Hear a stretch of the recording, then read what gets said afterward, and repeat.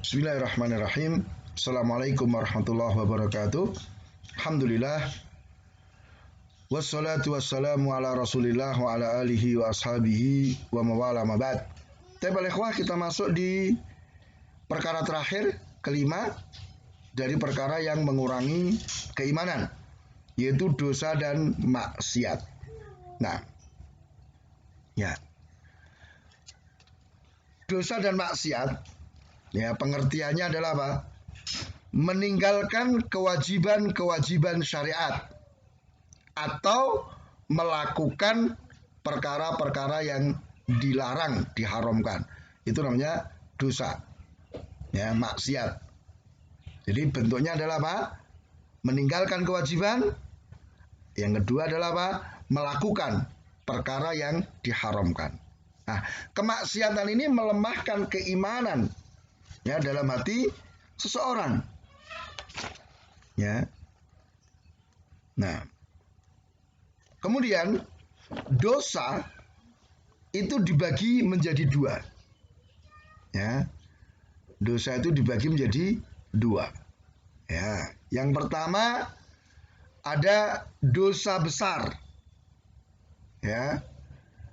Ada dosa besar.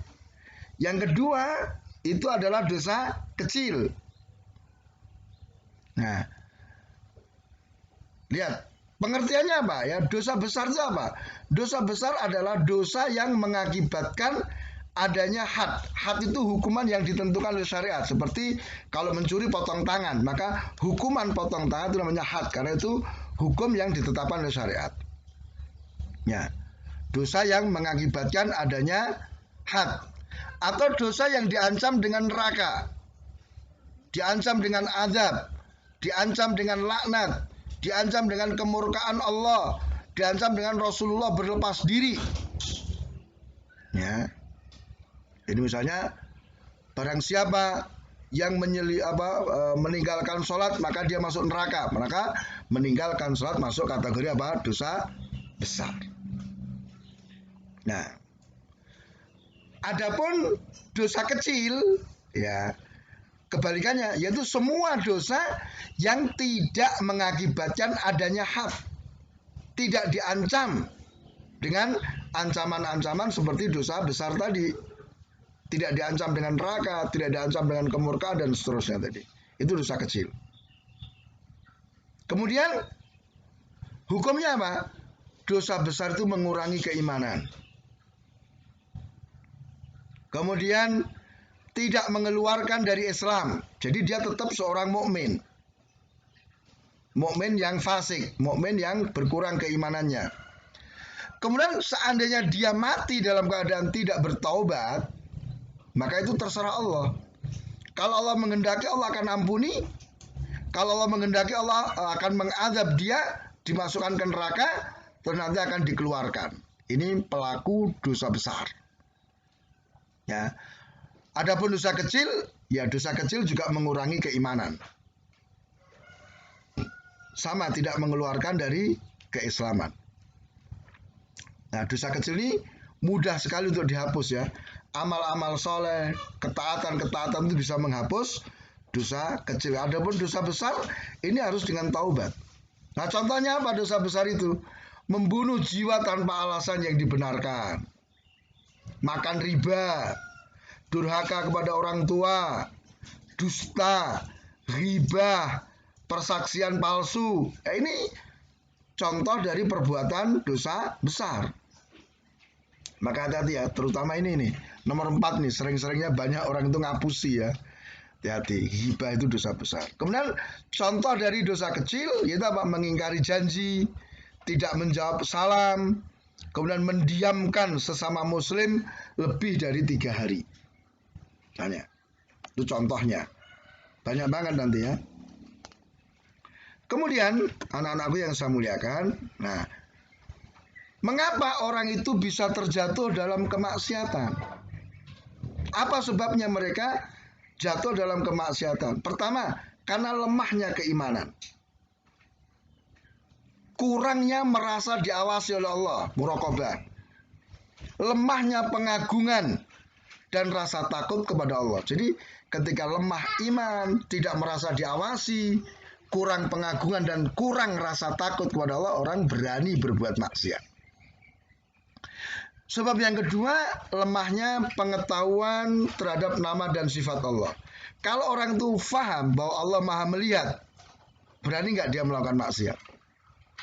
Seandainya dia paham Allah itu maha mendengar, berani nggak dia ghibah? Seandainya dia paham bahwa Allah mengawasi segala sesuatunya, berani nggak dia melakukan dosa? Kemudian yang ketiga, sebab ketiga adalah sedikit mengingat Allah. Sedikit membaca Al-Quran. Karena dengan sedikit mengingat Allah berarti imannya turun. Sehingga mudah jatuh dalam maksiat. Kemudian sedikit semangat mengerjakan ketaatan. Jadi semangatnya kurang. Atau dia sedikit mengerjakan ibadah-ibadah nafilah. Yaitu ibadah-ibadah sunnah. Ya, sholat qobliyah ba'diyahnya sangat-sangat sedikit. Puasa sunnahnya dan seterusnya. Atau sebab yang kelima, dia tertipu dengan was-was syaitan. Dibisiki nggak apa-apa, Allah itu maha pengampun kok, wis berani aja maksiat, nanti setelah itu kita bertaubat. Itu namanya kena was-was ya. Nah ini diantara sebab-sebab yang mengantarkan orang terjatuh dalam perbuatan maksiat. Nah, apa pengaruhnya kalau seseorang itu terjatuh dalam perbuatan maksiat?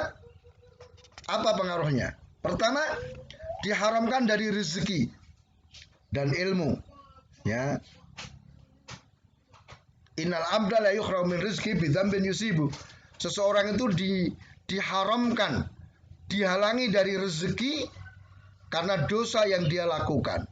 Tuh, jadi mengerjakan dosa itu akan menghalangi rezeki. Juga menghalangi dari ilmu. Ya.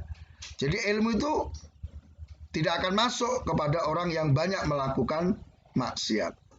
Kemudian dosa itu mengeraskan dan menggelapkan hati. Ya. Kemudian yang ketiga, menyempitkan dada.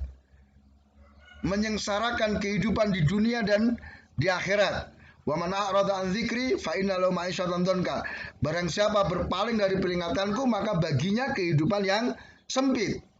Dan nanti hari kiamat dia dikumpulkan dalam keadaan buta. Kemudian sedikit mendapatkan taufik. Jadi dengan dosa itu menjadikan dia kurang mendapatkan taufik. Dosa itu juga menjadikan dia malas mengerjakan ketaatan. Nah, maka takwa itu kan memudahkan urusan. Takwa itu memberikan jalan keluar. Ya, maka sebaliknya maksiat itu menyebabkan apa? Kesulitan. Malas kita mengerjakan ketaatan dan sebagainya. Maka silakan ya anak-anakku, kalau ada rasa malas pada diri kita, koreksi perbuatan dosa apa yang telah kita lakukan.